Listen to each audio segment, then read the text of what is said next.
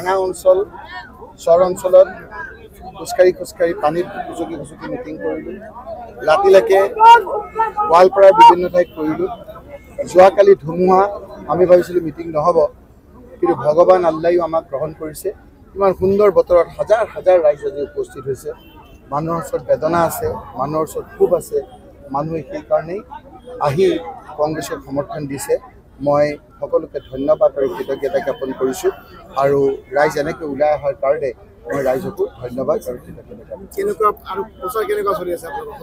আপোনালোকে চাওক যে মই ইয়াত কেইদিনমানৰ আগত বহু ভোটত কংগ্ৰেছ পাৰ্টি হিচাপে বিজয়ী হৈছোঁ। সেই সময়তো দিনৰ ভাগত ৰ'দত ইমান মানুহ হোৱা নাই। মানুহৰ খুব মানুহৰ দুখ সকলো শ্ৰেণীৰ ৰাইজ। উজনিত যাওক, উজনিত গৌৰৱ গগৈ ডাঙৰীয়া কেনেকৈ জিকিলে? যিবিলাক সমষ্টি আছিল তাৰ বেছিভাগ সমষ্টি বিধানসভাত বিজেপিৰ MLA, বিজেপিৰ সমৰ্থক। হিমন্ত বিশ্ব শৰ্মাৰ অত্যাচাৰত তাৰ 6 জনগোষ্ঠীকে আদি কৰি বিভিন্নজন ত্ৰস্তমান হৈ গৈছে। সকলো মানুহক ঠগাইছে। সেইকাৰণে জনজাতিৰ লোকসকল যিসকলে আপোনাৰ পোৱা নাই, সেই লোকসকলেও কংগ্ৰেছক সমৰ্থন কৰিছে। টি গাৰ্ডেনৰ মানুহক ক'লে যে কংগ্ৰেছক ভোট নিদিব। আজি 10 বছৰৰ আগত ক'লে যে 351 টকা দিব। এতিয়া 220 টকা 25 টকা তেওঁলোকে কাম কৰিবলগীয়া হৈছে। আজি ঘৰত আমাৰ ইয়াত কাম কৰা মানুহটোকো 500 টকা দিয়ে, 2বাৰ 3বাৰকৈ খোৱা দিয়ে। সেই লোকসকলৰ ক্ষোভ, তেওঁলোকৰ উপযুক্ত প্ৰতিনিধি নাই। আগতে আমি স্পীকাৰ দিছিলোঁ, কেইবাজনো মন্ত্ৰী আছিল। আজি বঙালী হিন্দু মানুহখিনিৰ ক্ষোভ যে আমি ইমান ভোট দিলোঁ, আজি এজন উপযুক্ত মন্ত্ৰী আজি ব্ৰহ্মপুত্ৰ ভেলীত হিমন্ত বিশ্ব শৰ্মাই লোৱা নাই। কেইদিনমানৰ আগত এজন মন্ত্ৰী বঙালী হিন্দু মন্ত্ৰী নাছিলে। যেতিয়া সকলো জনগোষ্ঠী আজি একগোট হৈছে আৰু যেতিয়া আজি বিভিন্ন ঠাইত তেওঁ যিসকলক উপলুঙা কৰিছে, এতিয়া ৰাইজলৈ ওলাই আহিছে, এতিয়া তেওঁ বিভিন্নজনক লক্ষ্য কৰি লৈছে। কালি মোক আপোনালোকে দেখিছে যে মই যে বৰাকভেলীত গৈছোঁ, আমাৰ কেন্দ্ৰীয় নেতৃবৃন্দৰ নিৰ্দেশত প্ৰদেশ কংগ্ৰেছৰ নেতৃত্বত তেওঁ সহ্য হোৱা নাই। তেওঁ গোটেইখন ঘূৰিব, তেওঁ গ্ৰহণ নকৰে। আমাৰ গাত কি দোষ? পাছত পইচা খৰচ কৰি অৰুণোদয় দিম বুলি, বিভিন্ন দৰ দিম বুলি তেওঁ মানুহবিলাক আনিও তেওঁ ৰাখিব পৰা নাই। বিজেপিয়ে ৰাখিব পৰা নাই, চকী খালী। আৰু আমি চকী দিব পৰা নাই, মানুহে থিয় হৈ পেলাই আপোনাৰ ৰখি থাকিবলগীয়া হৈছে। এইটোৱে হ'ল যে বাতাবৰণ সলনি হৈছে। 2026 চনৰ আগৰ এইটোৱে ফাইনেল। 2026তো কেৱল এক্সিবিশ্যন মেচ হ'ব। হিমন্ত বিশ্ব শৰ্মাৰ ৰাইজৰ মনৰ পৰা আঁতৰি গৈছে। কোনদিনা আমি ৰাইজে ভালকৈ স্বস্তিৰে নিশ্বাস পেলাব পাৰোঁ, কোনদিনা আমাৰ টেক্স, প্ৰতিটো কথাতে টেক্সৰ জাল্লাত থাকিব নোৱাৰা হৈছে, GST জাল্লাত থাকিব নোৱাৰা হৈছে। এতিয়া কেৱল এটাই ফ্ৰী আহিছে যে আমি উশাহ আৰু নিশাটো আমি ফ্ৰী ল'ব পাৰোঁ, বাকীটো সকলোতে টেক্স। সাংবাদিকে কথা ক'ব নোৱাৰে, সোধে যে তই কোনটো চেনেলৰ, কি খাই আহিছ তই, মই এতিয়া তোৰ মালিকক ক'ম। সকলোৱে এটা ভয় ভিত্তি লৈ ঘূৰি ফুৰিবলগীয়া হৈছে।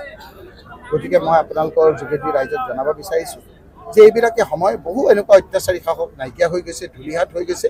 এতিয়া অসমৰ পাল, নিশ্চয়কৈ অসমে আমাৰ এই কথাবিলাক অসমৰ ৰাইজে বুজি পাইছে আৰু সেইকাৰণে ওলাই আহিছে। তেওঁ যোৱাকালি যিখিনি কথা মোৰ বিষয়ে কৈছে, মষ্ট অবজেকশ্যনেবল। আজি মুখ্যমন্ত্ৰী ডাঙৰীয়া আপোনালোকৰ যোগেদি মই কৈছোঁ যে মুখ্যমন্ত্ৰী ডাঙৰীয়াই মোক ভয় খুৱাইছে আৰু সেই এক্সট্ৰিমিষ্ট, সেই যি আপোনাৰ সমাজ বিৰোধী, যিসকল আপোনাৰ ক্ৰিমিনেল, সেই লোকসকলক এনকাৰেজ কৰিছে যে ৰকিবুল হুছেইনে গ'লেও তেনেকুৱা ধৰণৰ কাণ্ড কৰিব লাগে। গতিকে মই ভাবোঁ যে আমাৰ নিয়ম অনুযায়ী মই ব্যস্তৰ কাৰণে FIR দিব পৰা নাই। মই স্পীকাৰক এখন চিঠি লিখিম।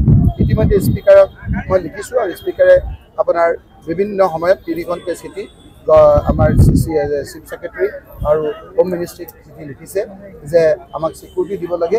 এতিয়া আমাক ছিকিউৰিটি নিদিয়াকৈ মাৰি দিব। তেওঁ যদি ইনফৰ্মেশ্যন পাইছে যে মোক আক্ৰমণ কৰিব, তেওঁ এনেকৈ ভয় খোৱাতকৈ তেওঁ মোক হোম মিনিষ্টাৰ হিচাপে তেওঁ ৰক্ষণাবেক্ষণ দিয়াৰ কাৰণে মিনিমাম ছিকিউৰিটি দিব লাগে।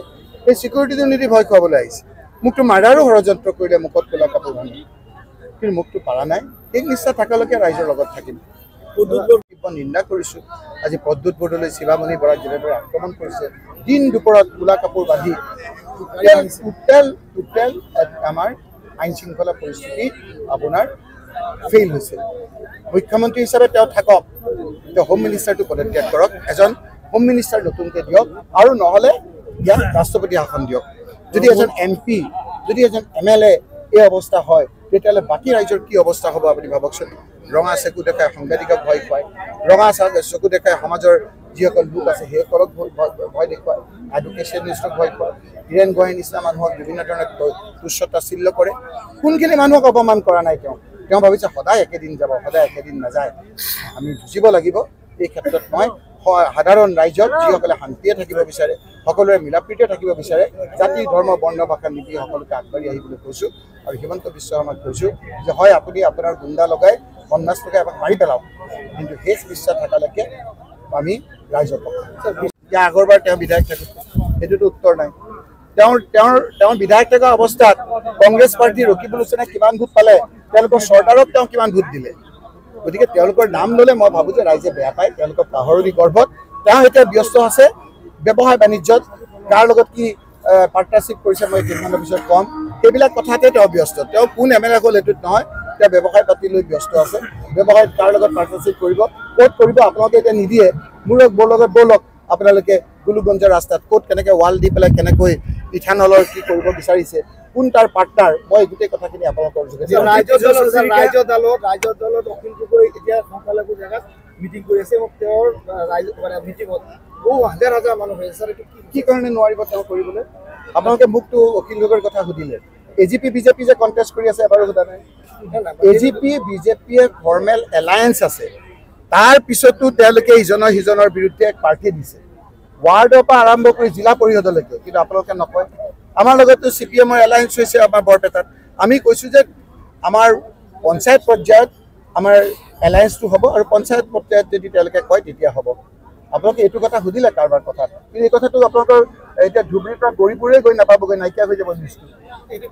এইটো পিছৰ তেওঁলোকৰ বিলাক পিছৰ এলায়েন্স আছে, ফৰ্ম তাত নিদিয়ে নহয়। আপোনালোকৰ মালিকৰ তাত যোৱাৰ আগত আপোনালোকৰ সেই চৰ্দাৰৰ তাত যায়, চৰ্দাৰে যিখিনি দিব কয় সেইখিনি দিয়ে, যিখিনি দিব নকয় নিদিয়ে। আপোনালোকৰ কষ্ট অথলে যায়। আপোনালোকে কি দেখিছে? ইয়াততো প্ৰশ্নই নাহে কংগ্ৰেছে দখল কৰিব। কোনোমতে UDFে কংগ্ৰেছে টিকেট নোপোৱা 2-এজনক প্ৰাৰ্থী দিছে। বদৰুদ্দিন নাজমল ডাঙৰীয়াটো আপোনালোকে কৈ আছিল আপোনাৰ লগত কি হ'ব এনেকৈ সুধি আছিল। মই যেতিয়া কৈছিলোঁ মোক আপোনালোকে বিভিন্ন ধৰণে উপলঙা কৰিছিল, কিন্তু মানুহৰ দুখীয়া মানুহ দুখীয়া হ'ব পাৰে, তেওঁলোকৰ স্বাভিমান আছে, ৰাজনৈতিক তেওঁলোকৰ চিন্তা আছে, মানসিকতা আছে। দেখিছে ৰাজ্যখনত কি চলি আছে। এই সময়খিনিত তেওঁলোকে UDFক ভোট দিয়া মানে BJPক ভোট দিয়া বুজি পাইছে। তেওঁলোকে BJPয়ে মূল যুঁজ আপোনাৰ যুঁজ হ'ব কাৰ লগত? আমাৰ ইজনে সিজনৰ লগত। তাৰমানে আমাৰ কোন জিলা পৰিষদে কিমান বেছি ভোটত জিকিব তাৰহে নিজৰ মাজত এটা হেল্ডি কম্পিটিশ্যন। ধুবুৰীৰ বিধায়ক নজৰুল হকে ইতিমধ্যে চেলেঞ্জ কৰিছে।